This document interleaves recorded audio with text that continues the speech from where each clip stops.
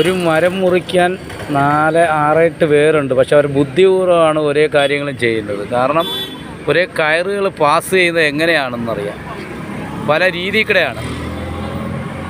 വളരെ ബുദ്ധിപൂർവ്വമാണ് ഒരേ സംഭവങ്ങൾ ചെയ്യുന്നത്.